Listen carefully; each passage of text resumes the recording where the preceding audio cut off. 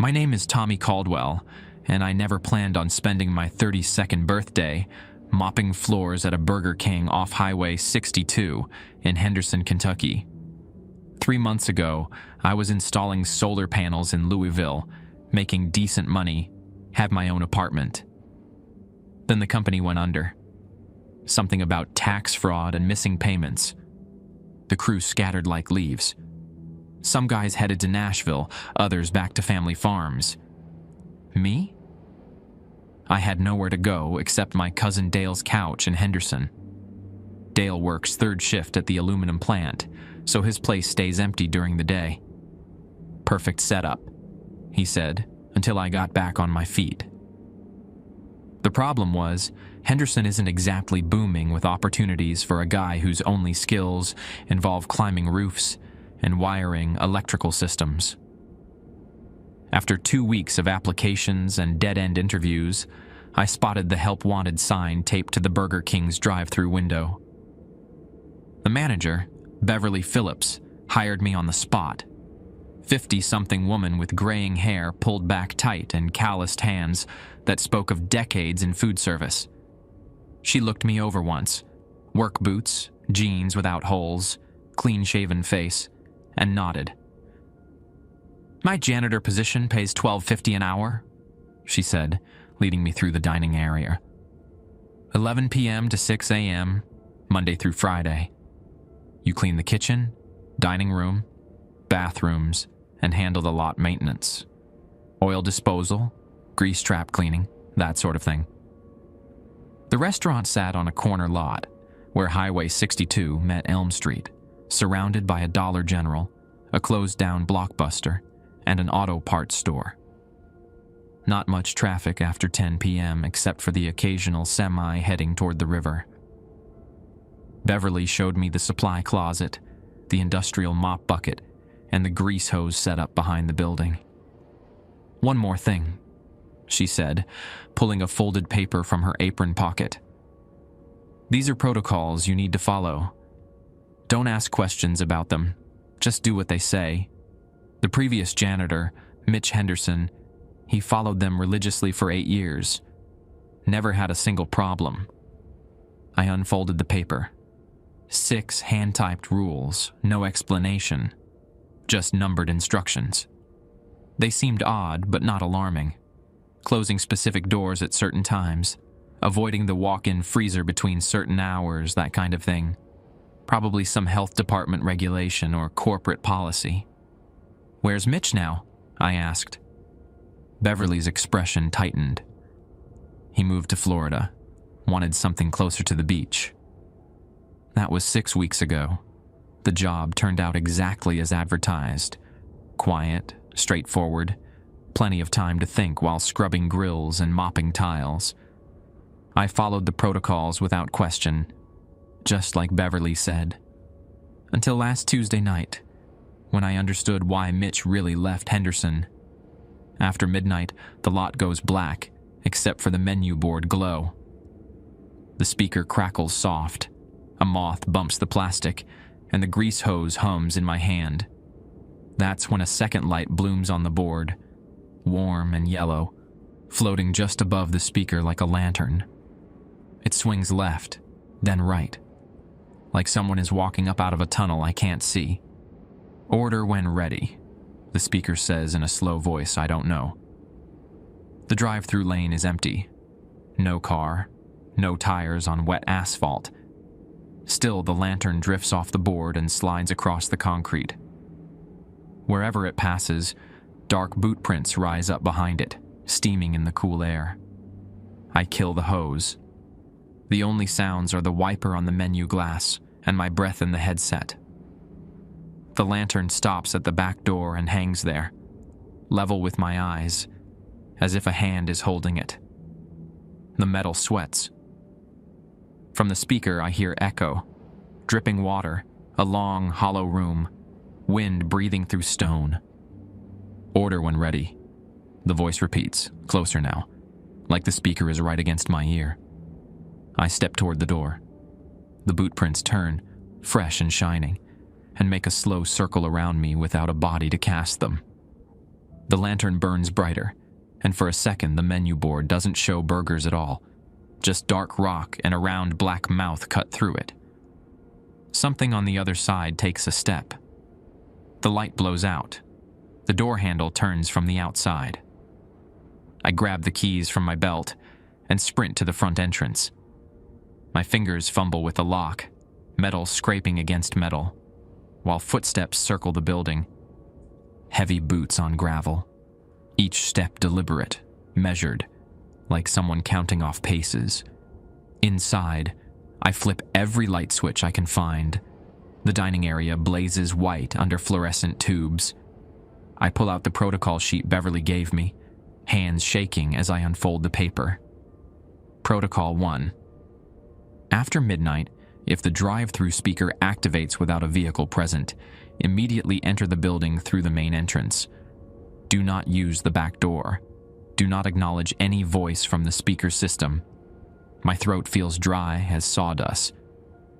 The footsteps outside have stopped, but I can see condensation forming on the windows. Perfect handprints pressing against the glass from the outside. Fingers spread wide. Protocol 2. Should footprints appear on the restaurant floor between 12 a.m. and 4 a.m., follow them only if they lead toward the kitchen. Never follow prints that move in circles or lead to the bathrooms. I scan the freshly mopped tiles. Clean. For now. The grease disposal still needs finishing, but that means going back outside. My watch reads 12:47 a.m. 4 hours until dawn. I check Protocol 3. Protocol 3. Kitchen cleaning must be completed before 2 a.m. The walk-in freezer door must remain locked between 2 a.m. and 4 a.m. Do not enter under any circumstances during this time. 90 minutes to scrub down the grill, sanitize prep surfaces, and empty all trash bins. Doable, if nothing else happens. I head to the kitchen, grabbing the mop bucket on wheels. The radio Beverly keeps by the register crackles to life. Tommy.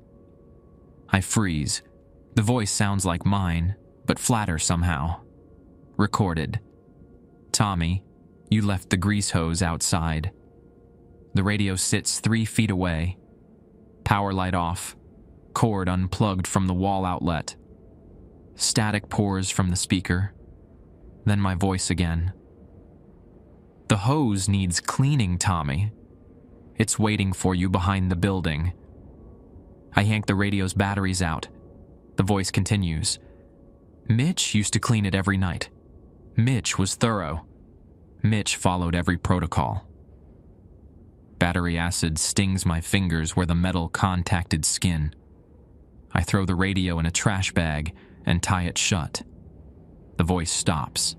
The kitchen feels different now. Grease stains on the wall tiles catch light strangely, forming shapes that remind me of cave paintings. Stick figures with long arms reaching toward something I can't see. I shake my head and start scrubbing the grill surface. Focus on the work. Get through the checklist. At 1:30 a.m., I hear tapping on the drive-thru window. Not knocking, tapping, like fingernails on glass. Rhythmic. 3 taps. Pause. 3 taps. Pause. I check Protocol 4.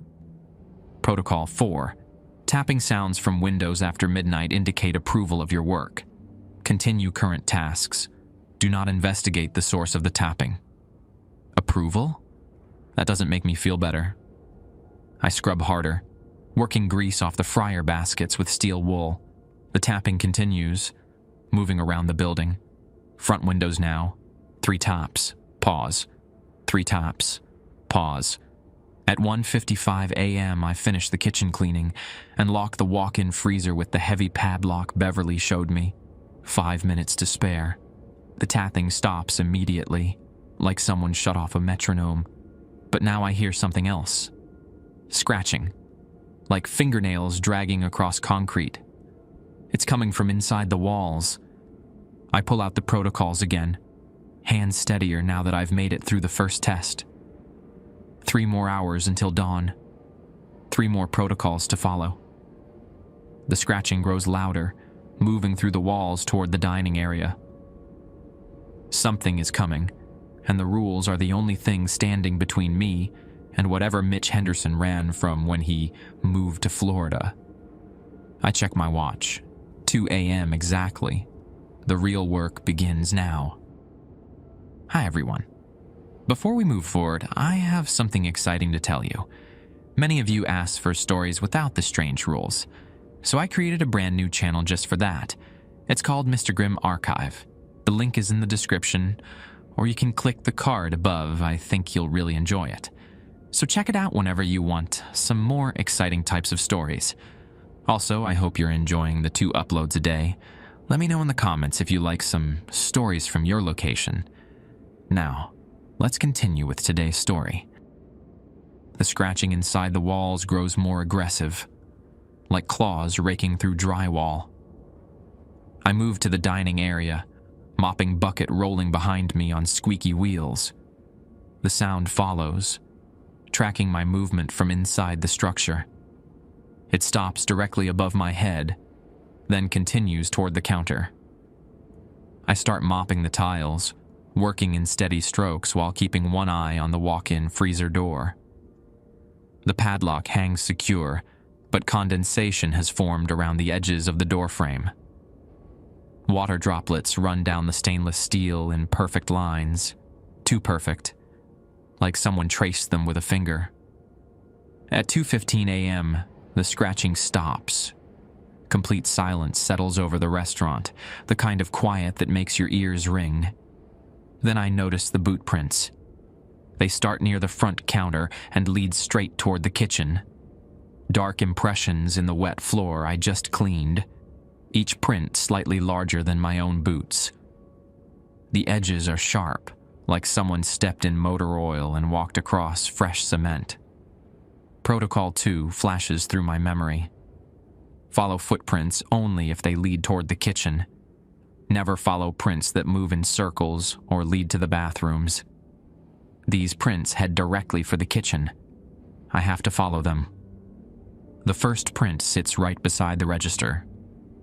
Up close, I can see the tread pattern. Work boots, steel-toed, with a deep cut across the right heel. The kind of boots Mitch probably wore.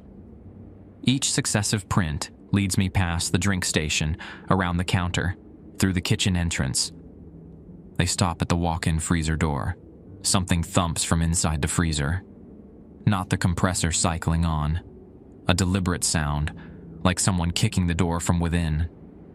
The metal vibrates with each impact. Thump, thump, thump. I check Protocol 3 again, even though I know what it says. The freezer stays locked until 4 a.m. Whatever's making that noise will have to wait.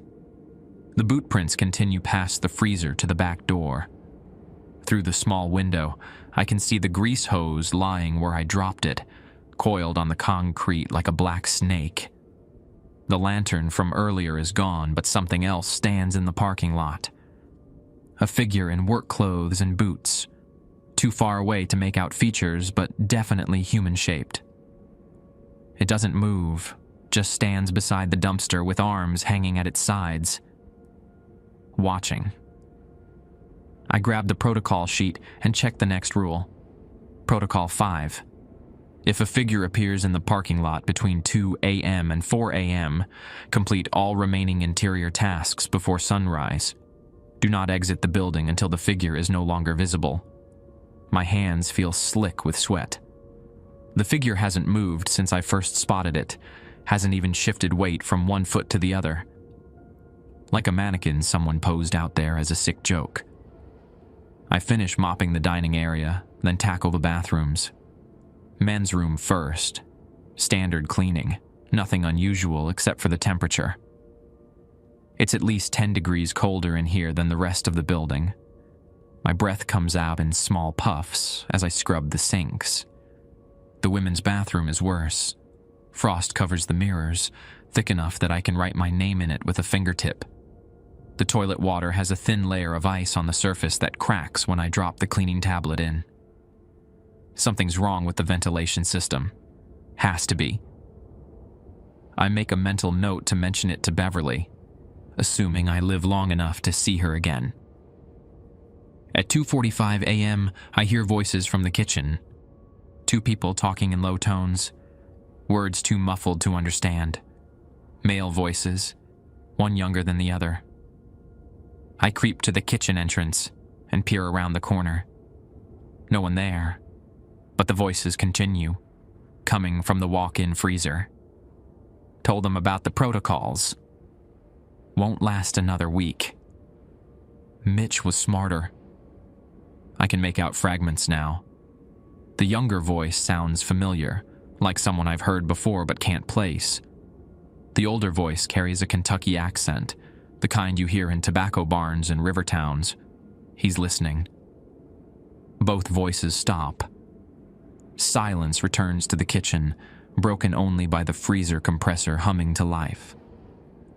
The condensation around the door frame has turned to frost, spreading across the metal in branch-like patterns. I check the time. 3:10 a.m. 50 more minutes until I can unlock that door. 50 minutes to figure out what Mitch Henderson really knew about this place. The boot prints have multiplied. Now there are 3 distinct sets leading from the front counter to the freezer door. Different boot sizes, different tread patterns. One set looks fresh, like someone just walked through. The others are fading, growing lighter as I watch, until they disappear completely into the tiles. I pull out Protocol 6, the last rule on Beverly's list. Protocol 6. At 3:30 a.m., check the drive-thru speaker system. If it displays any message other than "order when ready," immediately contact the manager. Do not attempt to clear the message yourself. 36 minutes until the next test. I use the time to clean the prep area, wiping down cutting boards and sanitizing knives. Normal tasks that keep my hands busy, while my mind races through possibilities. Maybe this is all some elaborate hazing ritual for new employees. Henderson's a small town. People have time for elaborate pranks. Maybe Beverly and the day crew are in on it, testing to see if I'll stick around or run like Mitch did. But that doesn't explain the frost in the bathrooms, or the voices from inside a locked freezer, or the figures still standing motionless in the parking lot. At 3:25 a.m., I walk to the drive-thru station. The speaker box sits dark and quiet. Digital display showing the standard message in green letters. Order when ready. 5 minutes early, but close enough. Nothing unusual yet. Then the display flickers. Letters scramble and reorganize themselves into new words. Welcome home, Tommy. The message stays for exactly 10 seconds, then changes again. Mitch says hello. My hands shake as I reach for the phone to call Beverly. But before I can dial, the display changes one more time. Don't call her, she already knows. The words fade back to "order when ready," like nothing happened. The figure in the parking lot turns toward the building. Even through the small window, I can see its face now.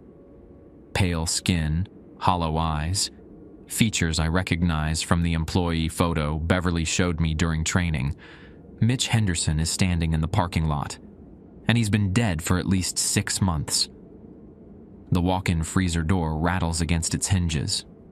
Something wants out, and I've got 30 minutes left to figure out what. I stare at Mitch Henderson through the drive-thru window. He stands perfectly still beside the dumpster, wearing the same blue work shirt and steel-toed boots I saw in his employee photo. But his skin has the waxy pallor of someone who's been underground too long, and his eyes reflect the parking lot lights like an animal's. The walk-in freezer door rattles harder now, metal straining against the hinges. Whatever's inside wants out badly, and I've got 28 minutes until Protocol 3 expires. 28 minutes to decide if I'm brave enough or stupid enough to open that door. I grab the landline phone from behind the counter and dial Beverly's number. It goes straight to voicemail. "Beverly, it's Tommy. Something's wrong at the restaurant. The protocols ... I think I need help. There's someone in the parking lot, and voices coming from the freezer, and the line goes dead. No dial tone, no static, just empty silence. I try again. Nothing. The phone won't even power up now, display screen dark as a shut-off television. My cell phone sits in the break room locker. I jog back to get it, keys jingling with each step. The break room feels smaller than usual, walls pressing closer together. My locker opens fine, but when I power up the phone, it shows no signal. Not even one bar. A grinding sound echoes from the kitchen, metal on metal, like someone dragging a chain across the floor. I pocket the phone and head back toward the noise. The sound comes from behind the walk-in freezer. Something scrapes against the exterior wall of the cooler, traveling in a slow circle around the entire unit. Scrape, pause, scrape, pause.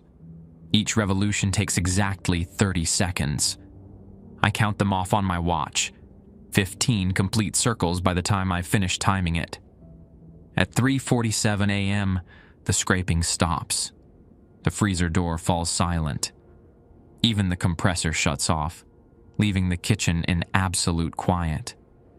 I check outside through the back window. Mitch is gone. The parking lot stands empty except for my beat-up Ford pickup and the coiled grease hose. 13 minutes until 4 a.m.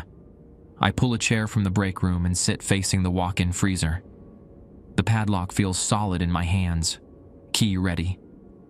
Whatever's inside has been waiting for 2 hours. It can wait 13 more minutes. The digital clock above the prep station ticks toward 4 a.m. 3:58. 3:59.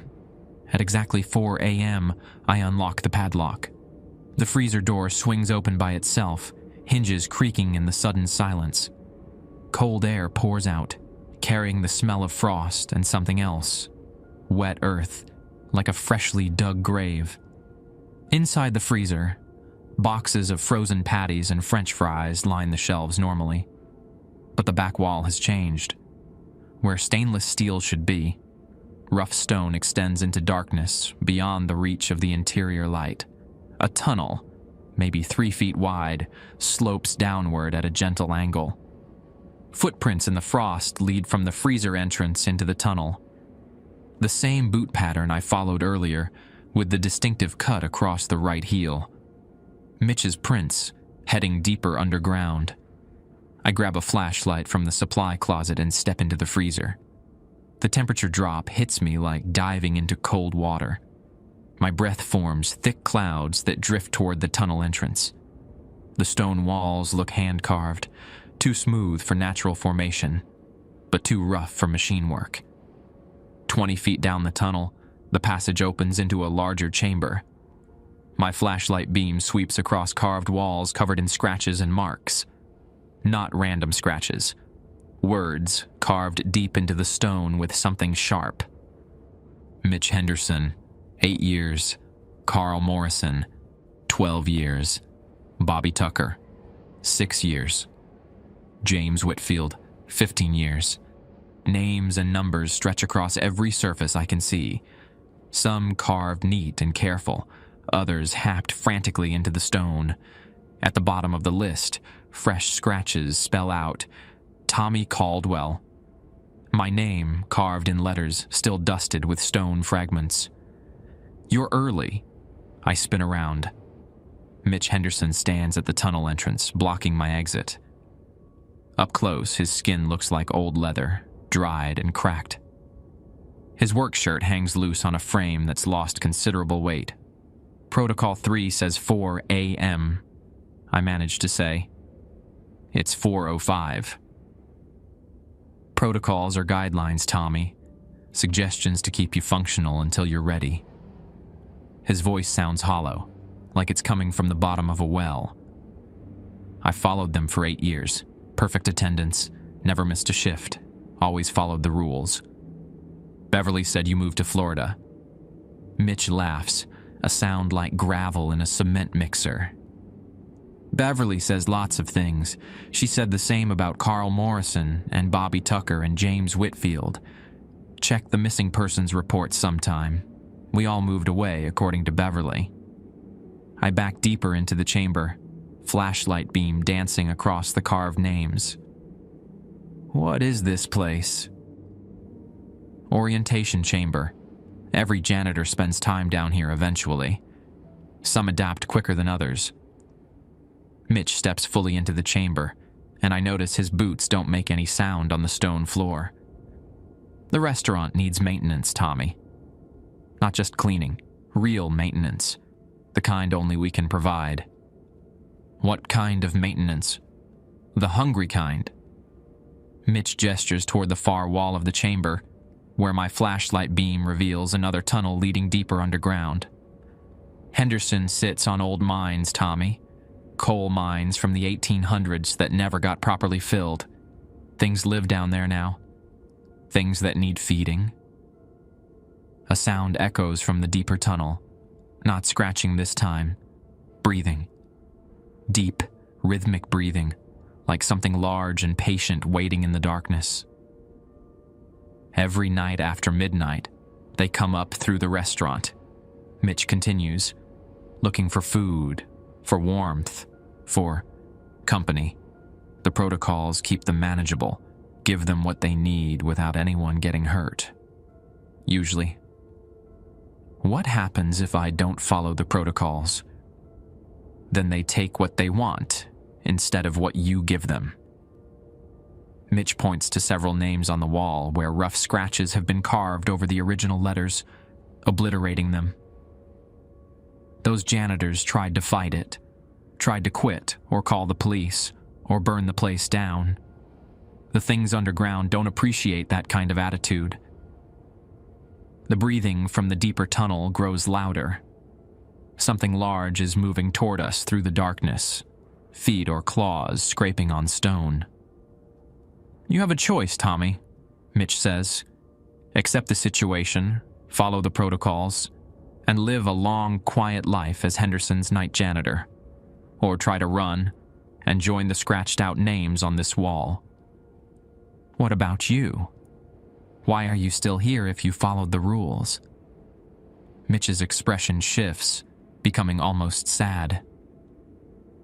I got curious, started asking questions, digging into the history of this place, found records of all the janitors who came before me, all the way back to when the restaurant first opened in 1987. 36 years of night janitors, Tommy. All missing, all reported as moved away. So what happened to you? I tried to warn the next guy. Left notes in the supply closet. Tried to call him at home. The things underground didn't appreciate that either. Mitch holds up his hands. His fingers end in bloody stumps where the nails used to be. Turns out there's an unwritten rule about talking to your replacement.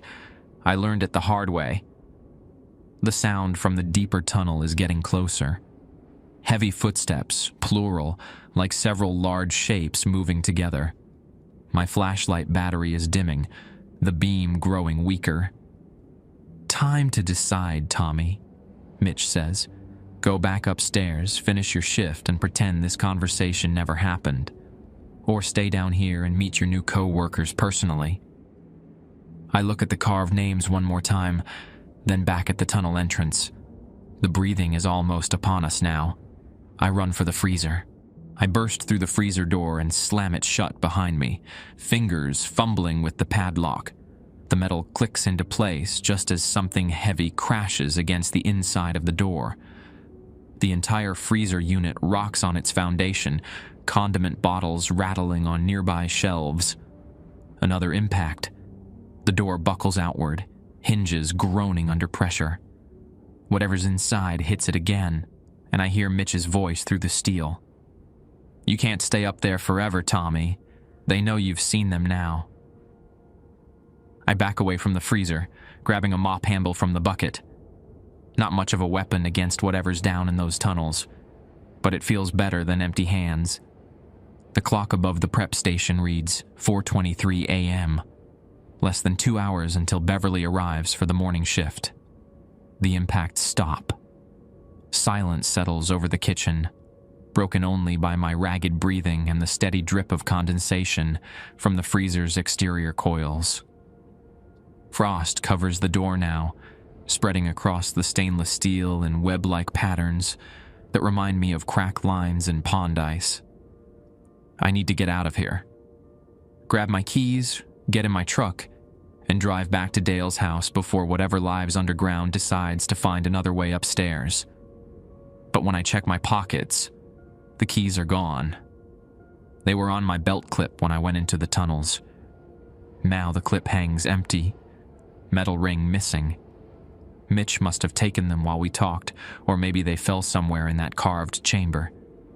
Either way, I'm stuck here until Beverly opens the restaurant at 6 a.m., assuming Beverly is who she claims to be. I search the kitchen for another exit. The back door requires a key I don't have. The front entrance is locked from the outside, corporate policy to prevent break-ins during overnight shifts. The drive-thru window might be wide enough to squeeze through, but it's an 8-foot drop to the pavement outside. A new sound starts up from inside the freezer. Not impacts this time, scraping. Something sharp, dragging across metal, slow and steady like a knife on a sharpening stone.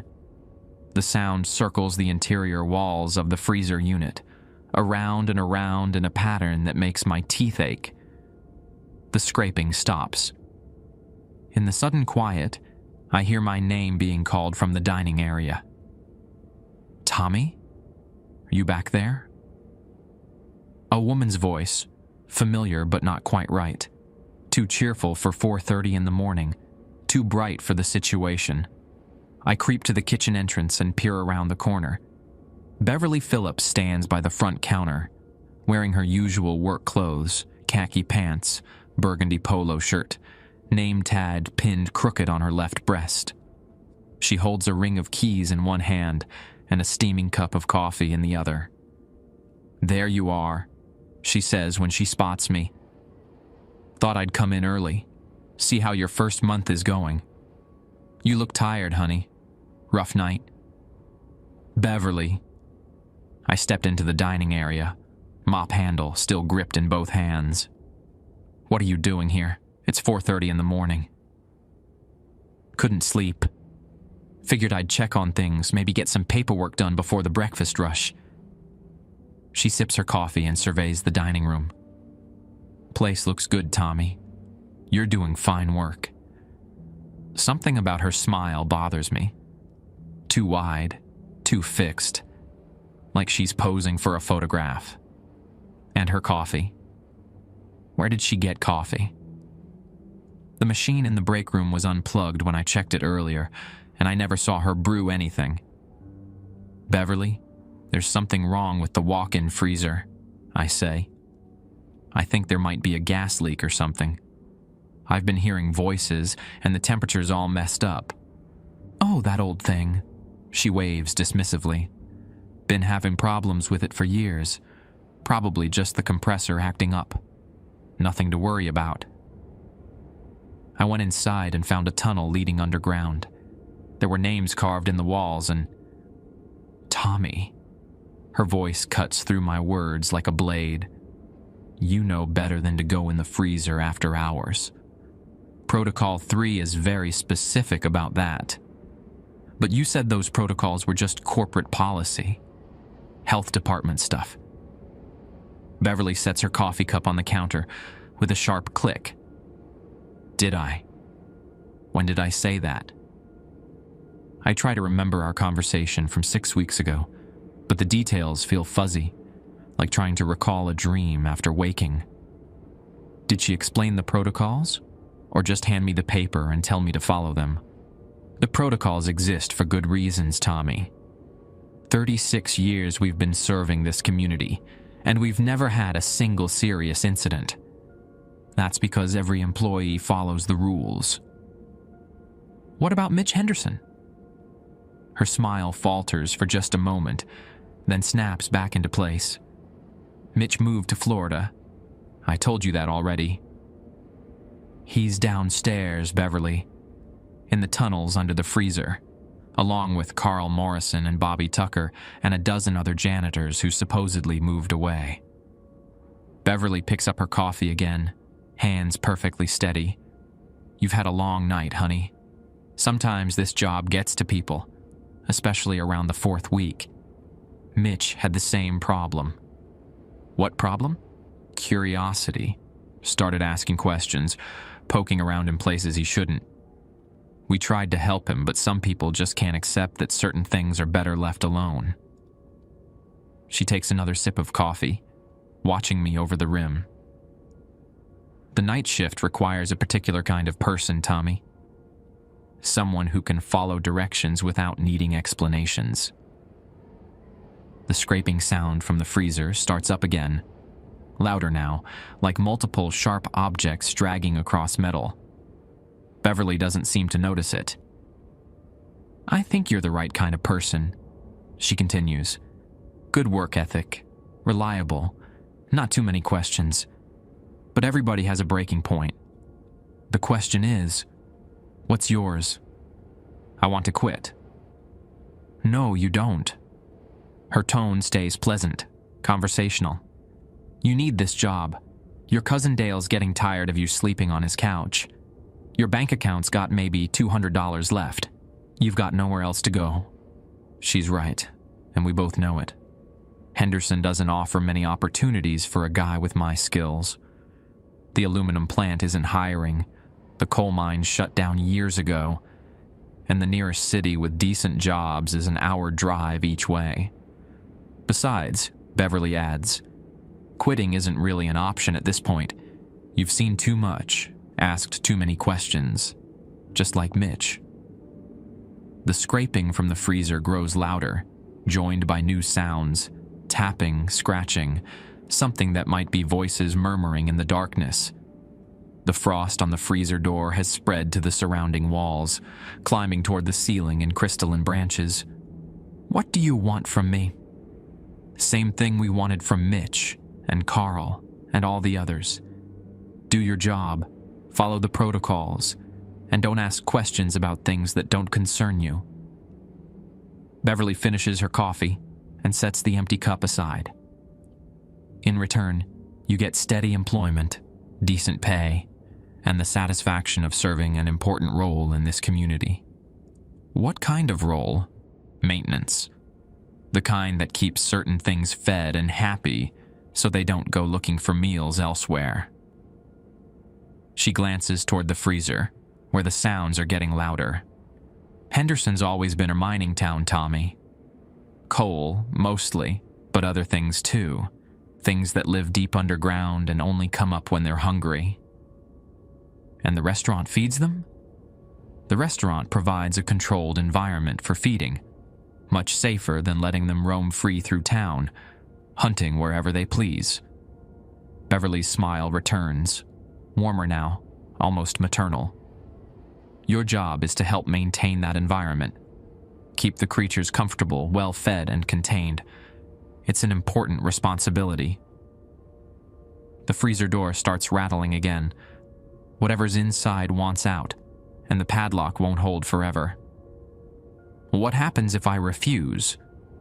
Beverly checks her watch. Well, it's almost 5 a.m. now.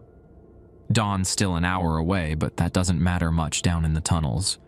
It's always dark down there. She pulls a key from her ring and walks toward the freezer. Time for your real orientation, Tommy. The kind Mitch got when he started asking too many questions. Beverly inserts the key into the padlock. The metal clicks open, and she pockets both key and lock with practiced efficiency. Her movements remind me of someone who's done this many times before. Beverly, don't. I raise the mop handle like a club. Whatever's down there, we can figure out another way. There is no other way, Tommy. There never was. She grabs the freezer door handle. Mitch thought there was. Spent weeks researching the history of this place, trying to find some legal loophole or government agency that could help. You know what he found? The door swings open. Cold air rushes out, carrying the smell of wet stone and something rotting. But the tunnel entrance is empty. No sign of Mitch or the creatures that were making noise just minutes ago. He found records going back to 1887. Beverly continues, stepping aside to give me a clear view into the freezer. That's when they first discovered the coal deposits under Henderson. Also when people started disappearing. I back toward the kitchen entrance, mop handles still raised. So you've been feeding people to those things for over a century? Not people, Tommy. Just the night janitors. One person every few years to keep them satisfied. It's a small price to pay for keeping the rest of the town safe. Beverly pulls a second key from her ring. This one's smaller and darker than the others. The city council knows. The police chief knows. Even the mayor knows. Henderson's survival depends on maintaining this arrangement. That's murder. That's community service. She holds up the small key. This opens the emergency exit from the tunnels. Every janitor gets one chance to earn it. What kind of chance? Complete the orientation. Spend one night down there with them. Learn what they really want. And prove you can handle the responsibility. Most janitors don't make it back up. The freezer interior looks different now. The stone tunnel entrance has expanded, carved walls extending deeper into the restaurant's foundation. Rough steps lead downward, worn smooth by decades of foot traffic. Electric bulbs hang from tables strung along the ceiling, casting weak yellow light that barely penetrates the shadows. Mitch made it halfway through orientation, Beverly says. Lasted about 4 hours before the hunger got to him. Started eating the offerings instead of delivering them. The creatures don't appreciate that kind of selfishness. What offerings? Beverly walks to the prep area and opens a cabinet I have never seen unlocked before. Inside, wrapped packages sit stacked like Christmas presents. Each package is roughly the size of a phone book, bound in brown paper and tied with butcher's twine. Dark stains have seeped through the paper in several places. Fresh meat, she says, lifting one of the packages. Delivered every Tuesday by a truck that doesn't exist on any shipping company's records. The creatures prefer it fresh, but they'll accept aged meat if necessary. She tosses the package to me. I catch it reflexively, then nearly drop it when I feel the weight. Too heavy for ground beef, too soft for frozen patties. The paper feels damp against my fingers. What kind of meat? Does it matter? Your job is to deliver the packages to specific locations in the tunnels, following the route markers. Feed the creatures, keep them happy, and come back upstairs before dawn. Do that successfully for 1 year, and you earn the right to train your own replacement. And if I refuse? Beverly pulls a cell phone from her pocket and shows me the screen. A text message thread with several numbers, all local area codes. The most recent message reads, "Package delivered. New orientation required." The sheriff's department responds very quickly to reports of armed robbery, she says, especially when the perpetrator matches the description of a desperate ex-construction worker with a criminal record. I don't have a criminal record. You will by tomorrow morning. Amazing how quickly paperwork can appear in the county database when the right people make the right phone calls. Beverly pockets the phone. Or you can take the package downstairs, complete your orientation, and earn your place in Henderson's most exclusive employment program. The package in my hands feels heavier now, like the contents are shifting. Through the paper wrapping, I can make out the shape of what might be ribs, or maybe fingers. I don't want to know which. How long do I have? Orientation starts now and ends at sunrise, about 90 minutes. Beverly checks her watch. The route markers are painted on the tunnel walls, yellow arrows pointing toward the feeding stations. Follow them in order, leave one package at each station, and return here before the sun comes up. What if I get lost? Then you become part of the next delivery. She walks to the kitchen entrance and turns back to face me. The creatures know this restaurant's schedule better than we do, Tommy. They know when new janitors start orientation, and they know how to find anyone who tries to hide in the tunnels. I look down at the package again. The stains are spreading, seeping through the brown paper like spilled wine on a tablecloth. Whatever's inside is definitely organic, definitely dead, and definitely not something I want to carry through underground tunnels in the dark. But the alternative is prison, or worse. Beverly's text message made it clear that my options are limited. Are there any other rules I should know about? Don't eat anything you find down there. Don't touch anything that moves. Don't make eye contact with anything that has eyes. And most importantly, don't try to communicate with the creatures. They're not interested in conversation. Beverly walks toward the front of the restaurant, leaving me alone with the open freezer and the package of rotting meat. At the kitchen entrance, she pauses. One more thing, Tommy. If you encounter Mitch down there, don't listen to anything he says. The hunger changes people, makes them say things they don't mean. He's not the same person who used to work here. What happened to him exactly? He broke the most important rule of all. Beverly's expression turns sad, almost regretful. He tried to feed one of the creatures to another creature. Thought he could play them against each other. Maybe thin out their numbers. The creatures didn't appreciate the gesture. So they killed him? They kept him. As a warning to future janitors about the consequences of getting too creative. Beverly flips off the dining room lights, leaving only the kitchen fluorescents.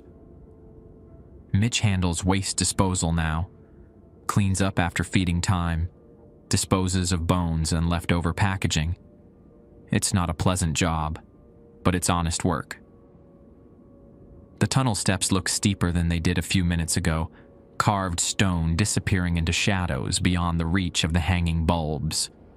Somewhere in that darkness, things are waiting for their regular delivery of fresh meat. And Mitch Henderson is down there too, changed by whatever the creatures did to him. I grab a second package from Beverly's cabinet and tuck both bundles under my left arm. The mop handle goes in my right hand. Not much protection, but better than nothing. At the freezer entrance, I pause and look back at Beverly. What happens after I complete orientation? Do I really get to live normally? Or is this just another way of feeding me to those things? That depends on how well you follow instructions. Beverly pulls her keys out and selects one.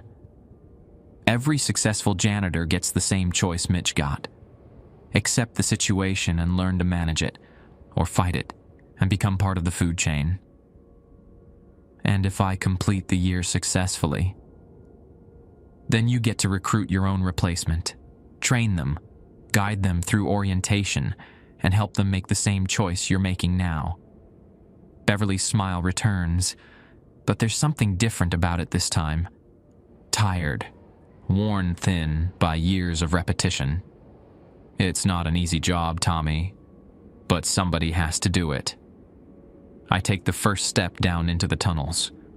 The stone feels solid under my boots, worn smooth by decades of janitors making this same journey.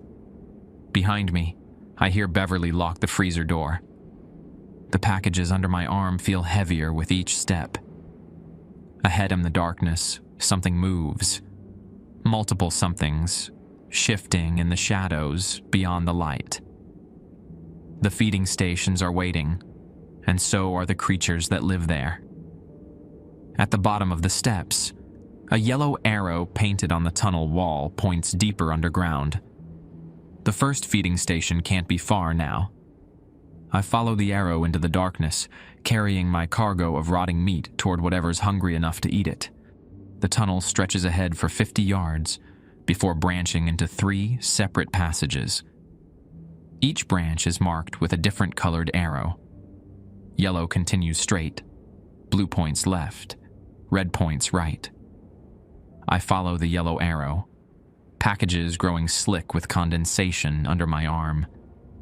The electric bulbs thin out as I go deeper, spaced farther apart until I'm walking through pools of dim light, separated by stretches of near darkness.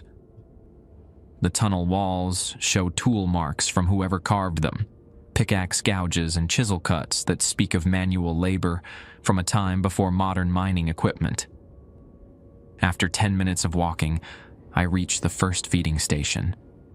It's a circular chamber about the size of my cousin Dale's living room, carved from the same rough stone as the tunnels. A wooden platform sits in the center, raised about 3 feet off the ground and stained dark with old spills. Iron rings are bolted to the platform's edge, connected to lengths of rusted chain. But it's empty. No creatures, no sounds, no movement except for water dripping from the ceiling into small puddles on the floor. A fresh yellow arrow painted on the wall points to a depression carved into the stone beside the platform. The depression is roughly rectangular, about the right size for the packages I'm carrying. Old stains ring the edges where previous deliveries left their mark. I place the first package in the depression and step back. Nothing happens. No creatures emerge from the shadows. No sounds acknowledge the delivery. Just silence and the steady drip of water. The next yellow arrow points back toward the main tunnel. I follow it, leaving the empty chamber behind. The packages under my left arm feel lighter now, but the remaining one seems to pulse with warmth against my ribs. The tunnel slopes downward at a steeper angle now, and the air grows thicker.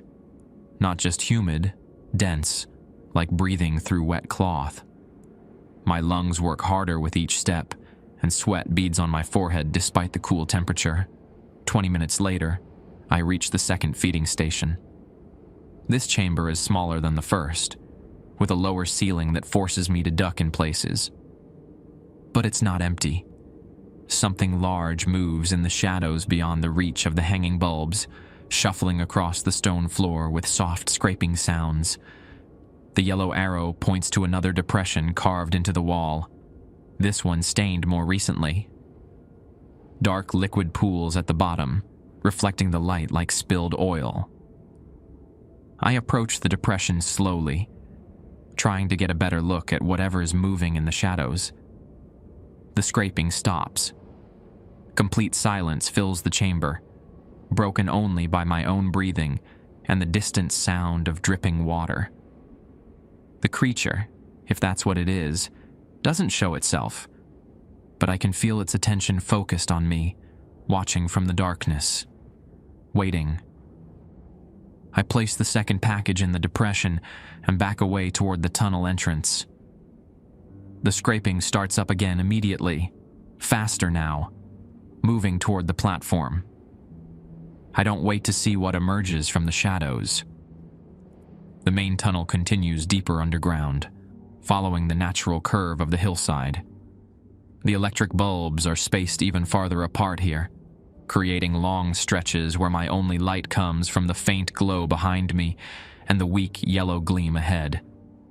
After another 15 minutes, I encounter Mitch Henderson. He sits on a wooden stool beside a side passage I hadn't noticed, wearing the same work clothes I saw in the chamber upstairs. But the resemblance ends there. His skin has a waxy, translucent quality, like candle wax held up to a flame. Dark veins are visible beneath the surface, branching across his face and hands in spiderweb patterns. "Tommy," he says without looking up, "you made good time."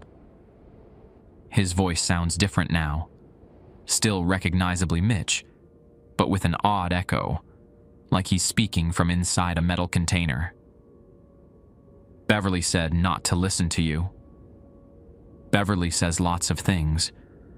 Most of them are true, which makes the lies harder to spot." Mitch finally looks up at me, and I see that his eyes have changed color from brown to pale yellow. How many packages did they give you? 2. I already delivered them. Only 2? Mitch stands up from the stool, movements fluid but wrong somehow, like his joints bend in directions they shouldn't. That's unusual. Most orientations require 4 or 5 deliveries.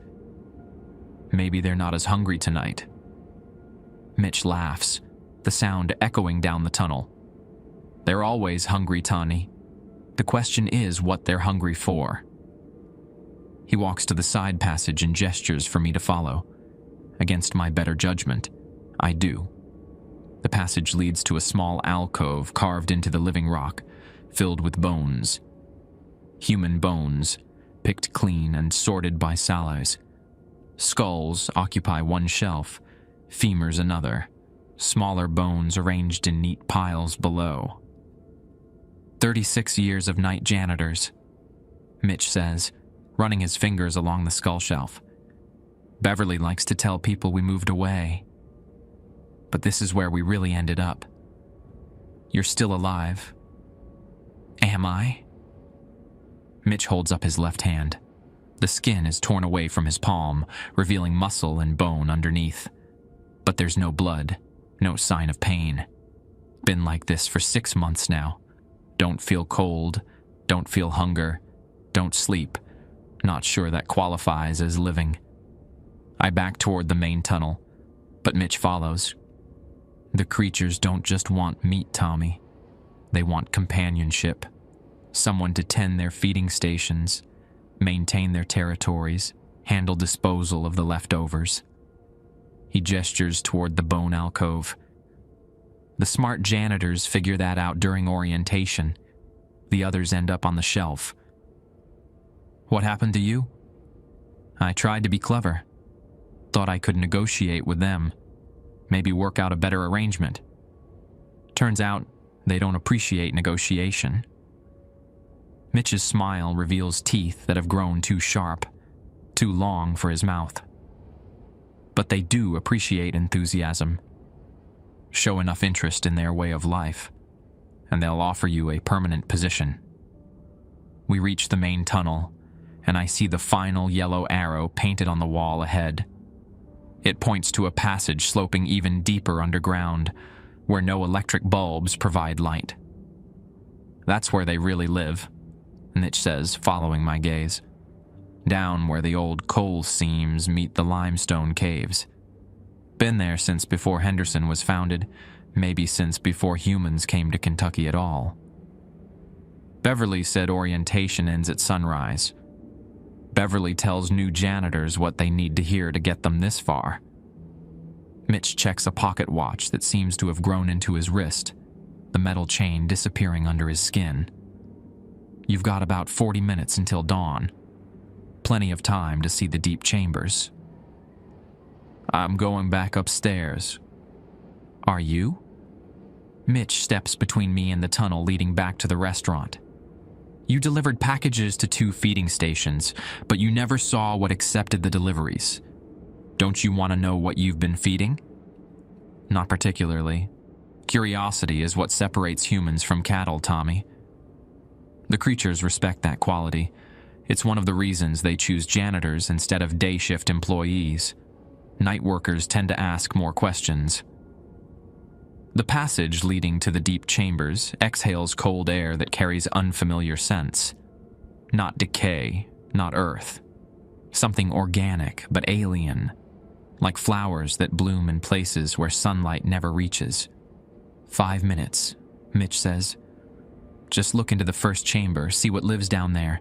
Then you can go back to Beverly and pretend this was all a bad dream. And if I refuse? Mitch's expression doesn't change, but his skin grows more translucent. I can see bone structure beneath the waxy surface, jaw hinges that have elongated beyond normal human proportions. Then you go back upstairs and tell Beverly you completed orientation.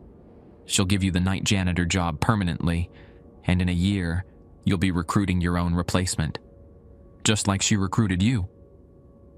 That doesn't sound so bad. Except you'll know what you're recruiting them for. Every new janitor you bring down here, every package you deliver, every feeding station you maintain, you'll know exactly what you're participating in. Mitch's smile widens, revealing rows of needle-sharp teeth. Takes most janitors about 6 months before the guilt drives them back down here looking for a permanent solution. The watch in his wrist ticks audibly, each second marking time until sunrise.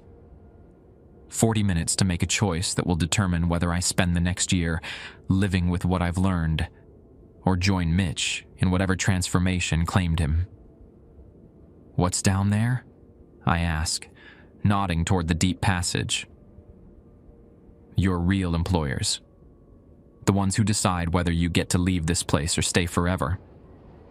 Mitch steps aside, clearing my path to either tunnel. "Choose quickly, Tommy. Dawn comes whether you're ready or not." I look back toward the restaurant, then down toward the deep chambers. Both paths lead to consequences I'm not prepared for. The watch in Mitch's wrist ticks louder, counting down the time I have left to decide. I choose the deep passage.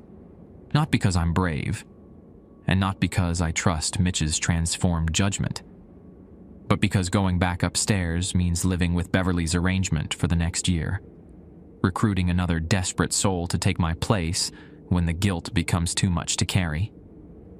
At least down here, I'll know exactly what I'm dealing with. Mitch follows me into the passage, his footsteps making no sound on the stone floor.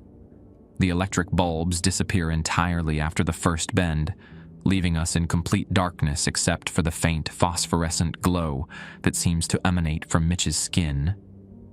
"Smart choice," he says. "Most janitors can't handle the uncertainty." The passage slopes steeply downward, carved more roughly than the upper tunnels. Tool marks suggest different hands did this work. Older tools, cruder techniques. We're entering sections that predate the restaurant, maybe predate Henderson itself. After 5 minutes of descent, we reach a natural cavern. The ceiling disappears into shadows above, and the floor opens into a vast space that echoes with each footstep. Water drips somewhere in the darkness, and air currents carry scents of things I can't identify. "Welcome to the original Henderson," Mitch says. "Built long before your Henderson was even surveyed."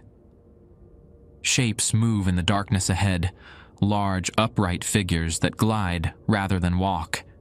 As my eyes adjust, I begin to make out details. They're roughly human-sized, but wrong in every proportion. Arms too long, legs that bend backward at the knees, heads that tilt at angles no human neck could achieve. But they're not monsters in any traditional sense. They move with purpose, organization, intelligence. Several tend to what looks like a garden of pale fungi growing from the cavern floor. Others work at stations carved into the walls, manipulating objects I can't quite see. They're farmers, I realize, of a sort. Mitch guides me along a path marked by phosphorescent paint. They cultivate things that grow in deep places, fungi mostly, but other organisms too. Things that break down organic matter and convert it into forms they can use. We pass close enough to the garden area that I can see the cultivation process. The pale fungi grow in careful rows, each plant tended by creatures with elongated fingers that end in what look like surgical instruments.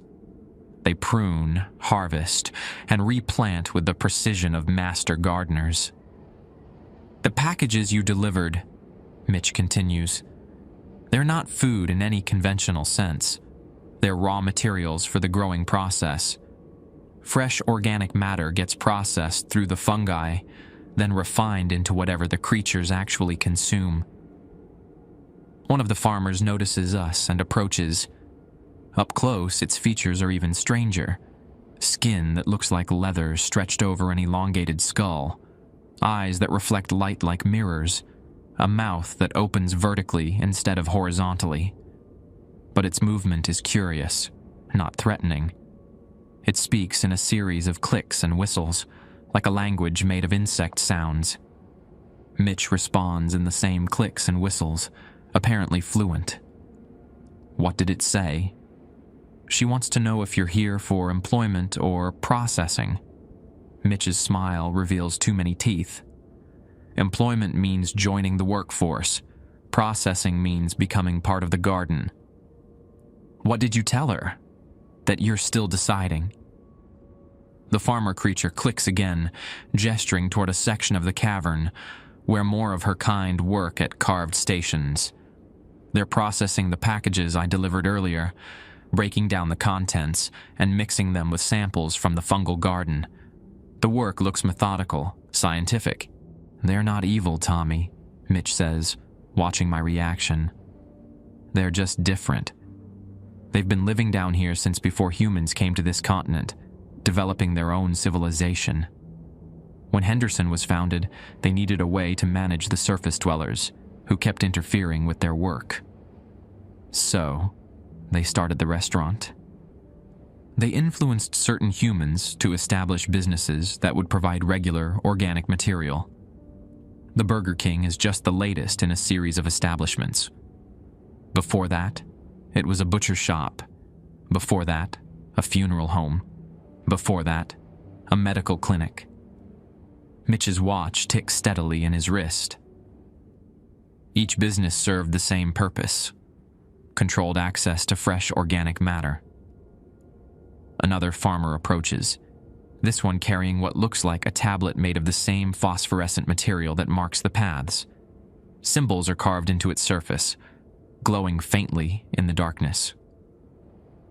Your employment contract, Mitch explains. Same offer I received 6 months ago. I examine the tablet. The symbols mean nothing to me, but their arrangement suggests complex concepts, responsibilities, benefits, terms of service. At the bottom, a space waits for some kind of signature or mark. What does it say?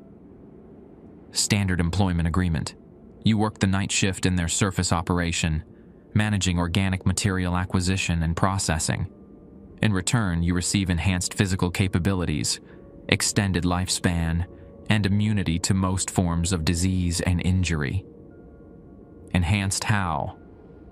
Mitch holds up his damaged hand again. Accelerated healing, improved strength, reduced need for sleep or food. The transformation takes about 6 months to complete, but the benefits start immediately. And the downside? You can't leave, can't contact surface authorities, can't interfere with the operation or warn potential replacements. Mitch's expression grows serious. Break those terms, and you become raw material for the garden. The farmer holding the tablet clicks impatiently. Other farmers have stopped their work to observe our conversation. I get the sense that this decision affects more than just my own future. How long do I have to decide? About 15 minutes until sunrise, Mitch says, checking his embedded watch. After that, Beverly expects you back upstairs with confirmation that orientation went smoothly. What happens if I don't sign? Then you go back to the surface and pretend this never happened. Work as night janitor for 1 year, recruit your replacement, and hope the guilt doesn't drive you back down here before your contract expires. I look around the cavern at the farmers working their fungal garden, processing organic matter with scientific precision. Their civilization has persisted here for centuries, maybe millennia, developing sustainable practices that allow them to coexist with surface dwellers without direct conflict. The restaurant isn't feeding monsters. It's supporting an underground agricultural system that predates human settlement in Kentucky. The night janitors aren't being murdered.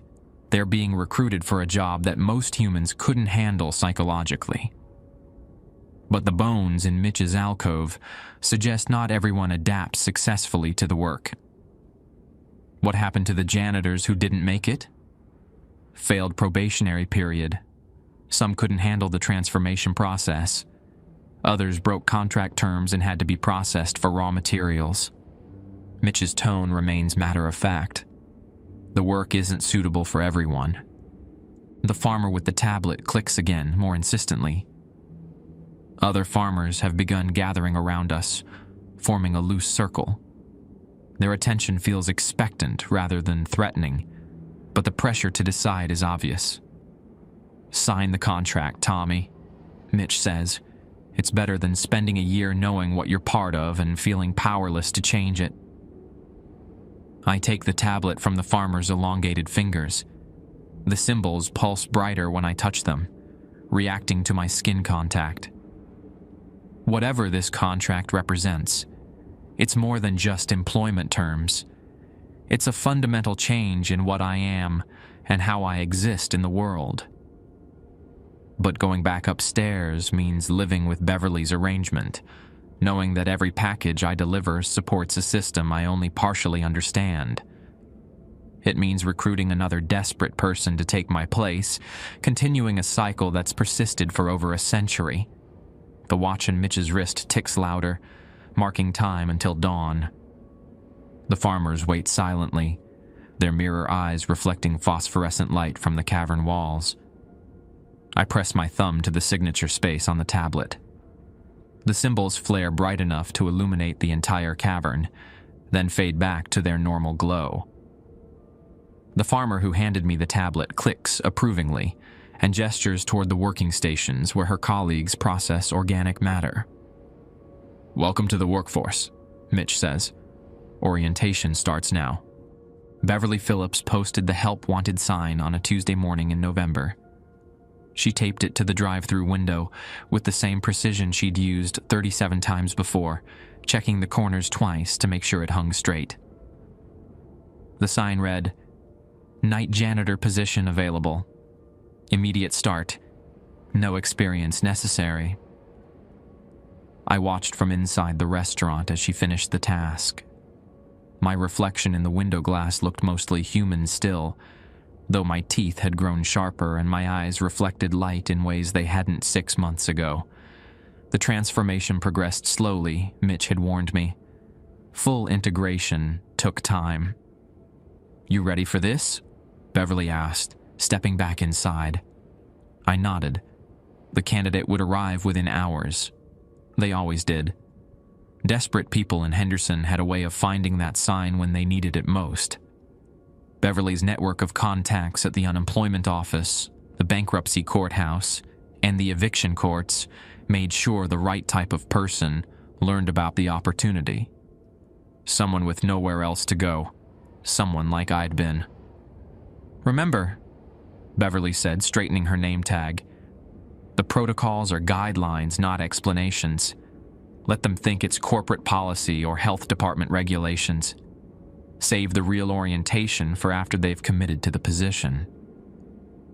What if they ask about the previous janitor? "You moved to Florida. Wanted something closer to the beach." Beverly's smile held the weariness of someone who'd repeated the same lies for decades. Simple explanations work best. My new duties extended beyond what Mitch had described. During business hours, I helped Beverly manage the surface operation, inventory, scheduling, customer service.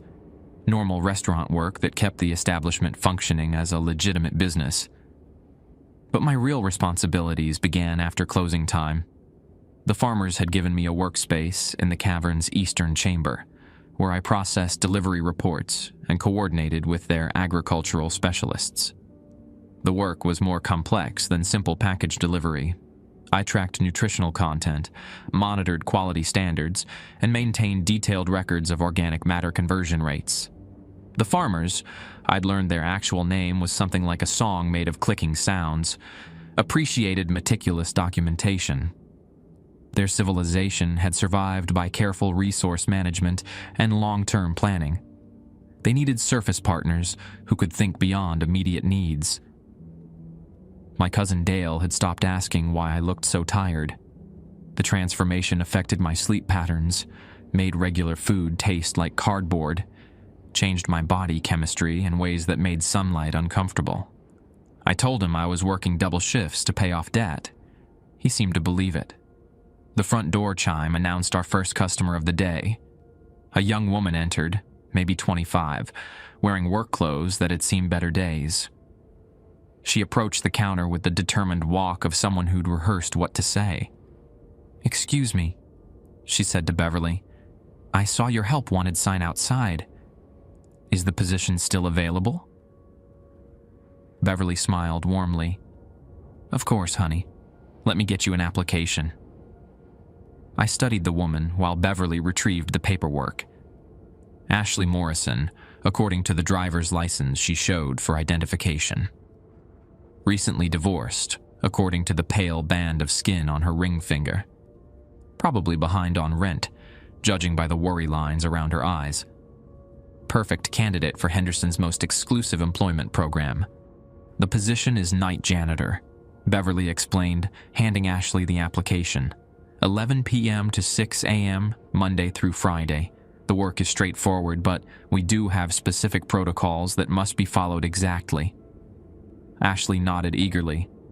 "That's fine. I can follow directions." "I'm sure you can, honey." Beverly glanced at me. "Tommy here just finished his probationary period. He can show you the ropes when you start."